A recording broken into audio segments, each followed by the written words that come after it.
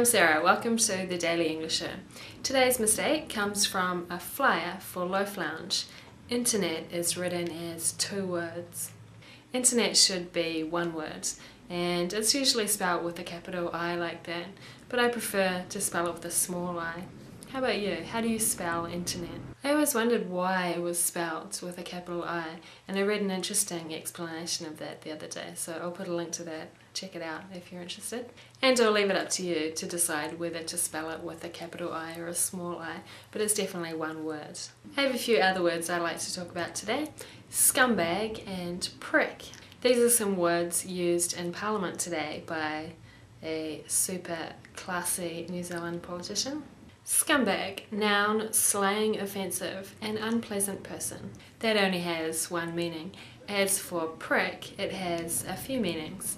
For example, the verb prick can mean to press something briefly with a sharp point. For example, Sleeping Beauty pricks her finger and falls into a deep sleep. But that's not the meaning the Deputy Prime Minister was going for today. Prick, noun, vulgar slang, a man regarded as stupid, unpleasant, or contemptible.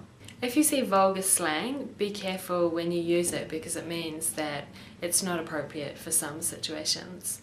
Like Parliament, I would have thought. Apparently, Dr. Cullen called John Key a rich prick and then said, "You scumbag, John. Scumbag, scumbag." It's pretty disgraceful that politicians speak like that in Parliament, don't you think?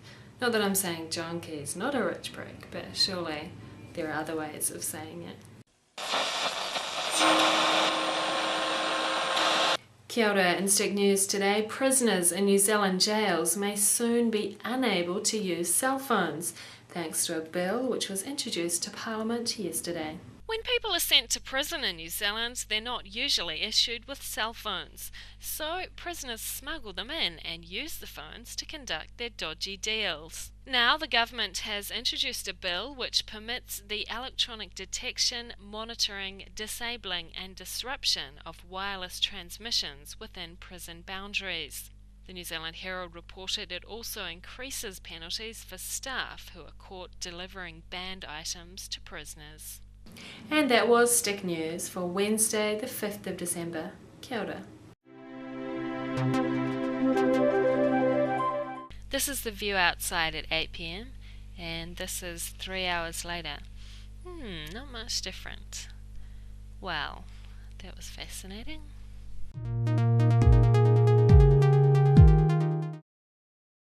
So do you think John Key is a rich prick? What does it say? Wow, 40 million. How did he get so much money? And what about his political views? You don't think there's an underclass in New Zealand? Did he say that recently?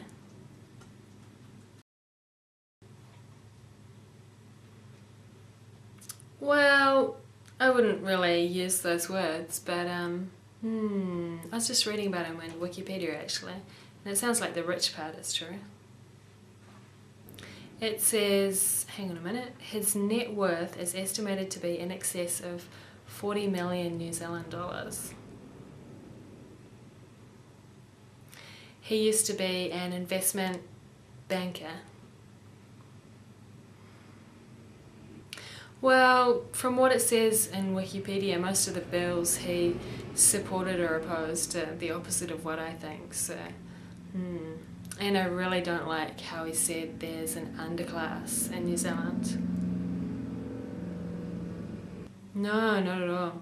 I mean, some people don't have enough money or food or whatever, but it doesn't mean that they're underclass. It just means that they have certain issues, and as a society we should help each other, but I don't see how labelling people as underclass really helps the situation. No, it was last year. Scumbag, noun. A, an unpleasant person. B, a flexible container with an opening at the top. A, prick. A man regarded as stupid, unpleasant or contemptible. B. A courteous or honourable man. A. Internet. A. A type of material that is made of string, thread or wire woven or tied together with small spaces in between. B. An international information network linking computers accessible to the public via modem links. B. Vulgar. A. Lacking sophistication or good taste. B. Stylish and sophisticated. A. Contemptible. A. Not deserving any respect at all. B. Deserving respect and admiration. A. And that was the Daily English Show. See you tomorrow. Bye.